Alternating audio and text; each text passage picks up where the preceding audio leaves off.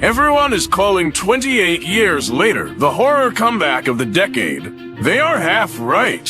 What they do not realize is that Danny Boyle and Alex Garland did not just return to save a franchise, they completely reinvented what zombie horror can be.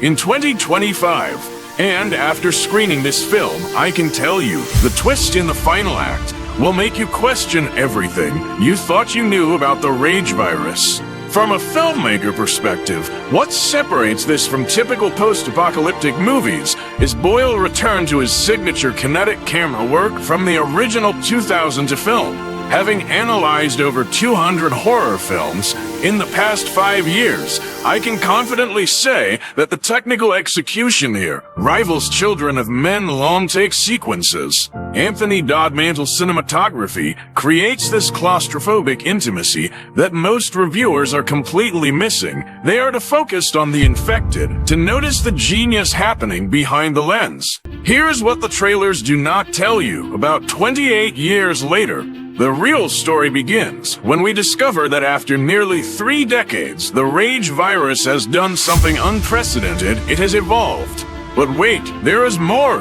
What looks like a simple survival story is actually a meditation on how isolation changes human nature, more than any virus ever could.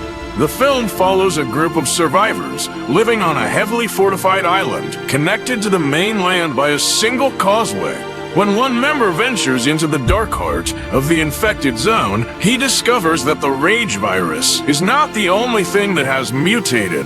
What you do not expect is how other survivor communities have adapted, and some of those adaptations are more terrifying than anything the infected could do. Here is where it gets interesting. At one point into the film, everything you think you know about this world gets turned upside down. The infected are not the real threat anymore. The real surprise comes when we realize that Garland has been playing a long game since the original film, planting seeds that finally bloom into something genuinely shocking.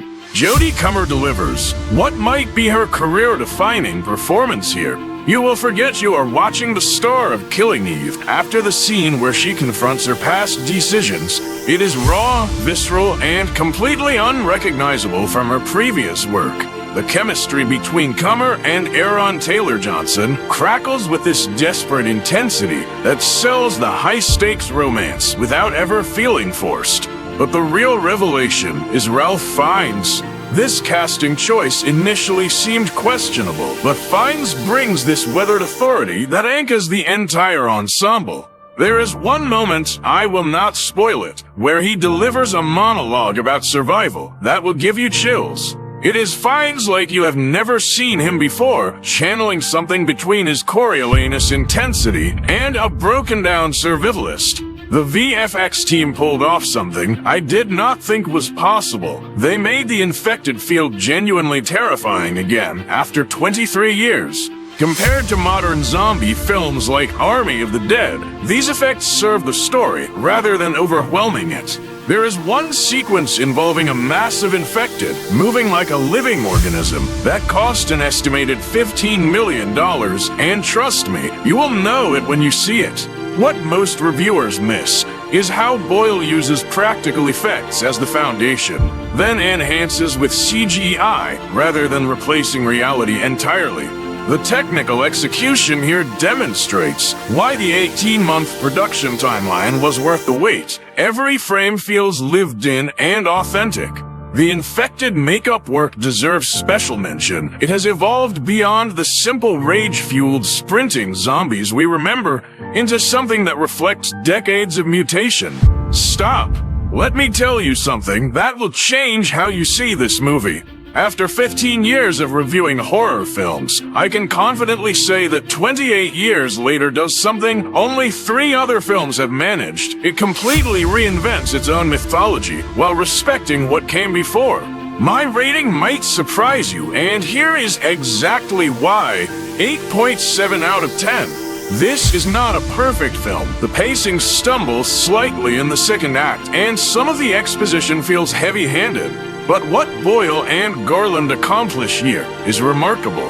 They have created a horror film that works on 3 levels: as a thrilling, infected action movie for genre fans, as a character study for drama lovers, and as a technical masterpiece for film students. For action fans, you will get the intense set pieces you are craving. For casual viewers, the emotional core will keep you invested even when the horror gets intense. But horror purists, this is your movie. This film respects your intelligence and delivers scares that will stick with you for weeks. The ending has a detail that 99% of viewers will miss on first watch, and it completely recontextualizes the entire franchise. Next week, I am breaking down the hidden connections between all 328 films that nobody is talking about, including a Cillian Murphy detail that changes everything. But first, let me know in the comments. Do you think the rage virus represents our current global anxieties, or is Garland making a deeper statement about human evolution? If you want honest reviews that go beyond surface level and catch the details other reviewers miss, hit that subscribe button. Trust me, you will not want to miss what is coming next.